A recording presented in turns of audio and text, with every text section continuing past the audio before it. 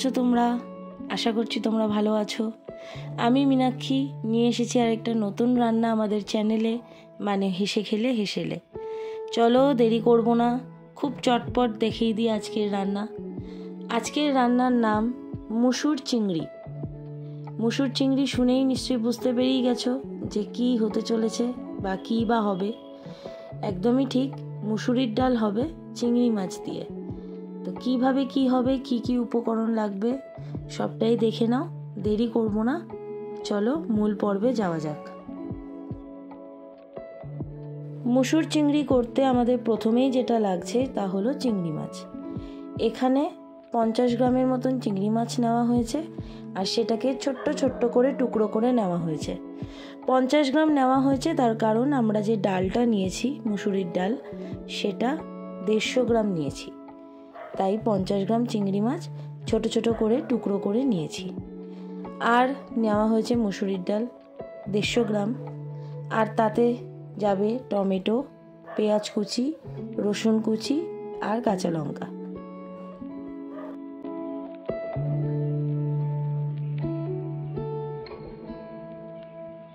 এবার একটা ছোট বাটির মধ্যে নিয়ে নেব পেস্ট করার জন্য মশলা।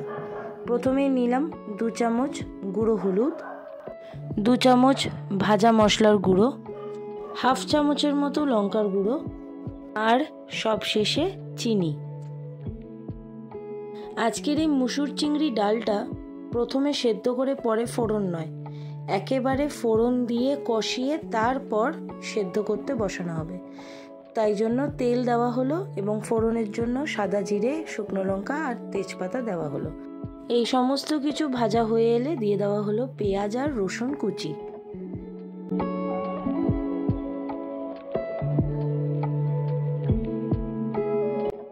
যখন পেঁয়াজ আর রসুনটা অর্ধেক ভাজা হয়ে আসবে তখন দিয়ে দিতে হবে হলুদ নুন দিয়ে রাখা চিংড়ি মাছ।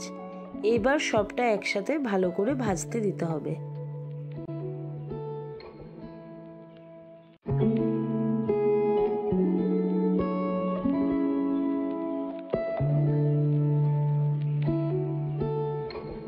চিংড়ি, পেঁয়াজ, রসুন আর গোটা ফোড়ন ভাজা হয়ে গেলে মিশিয়ে দাও ভিজিয়ে রাখা মুসুর ডাল।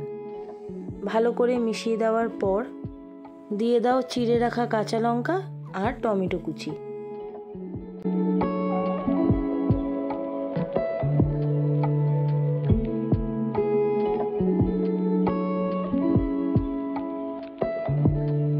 কড়াইতে থাকা সমস্ত জিনিস একটু মজে এলে দিয়ে দাও গরম জলে করে রাখা পেস্ট, মানে মশলার পেস্ট, আর অল্প সামান্য গরম জল।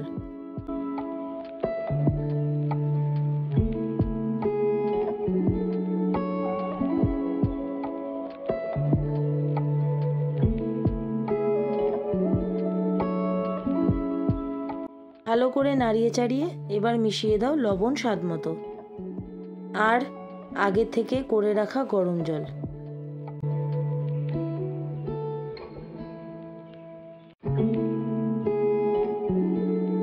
যেহেতু আর ফোড়নের কোনো ব্যাপার নেই, ডালটাকে কষিয়ে সমস্ত কিছু দিয়ে তারপর গরম জল মিশিয়ে ফুটতে দেওয়া হয়েছে, তাই ডালটা সেদ্ধ হওয়ার অপেক্ষা করা, আর সেদ্ধ হয়ে গেলেই নামানোর আগে ঘি দিয়ে নামিয়ে ফেলা। প্রায় 10টা মিনিট পর পুরোপুরি ডালটা সেদ্ধ হয়ে গেছে আর ডালে থাকা জিনিসও, তাই জন্য মিশিয়ে দেওয়া হলো ঘি। আর ঘি দিয়ে দেওয়া মানেই রান্না এখানেই শেষ।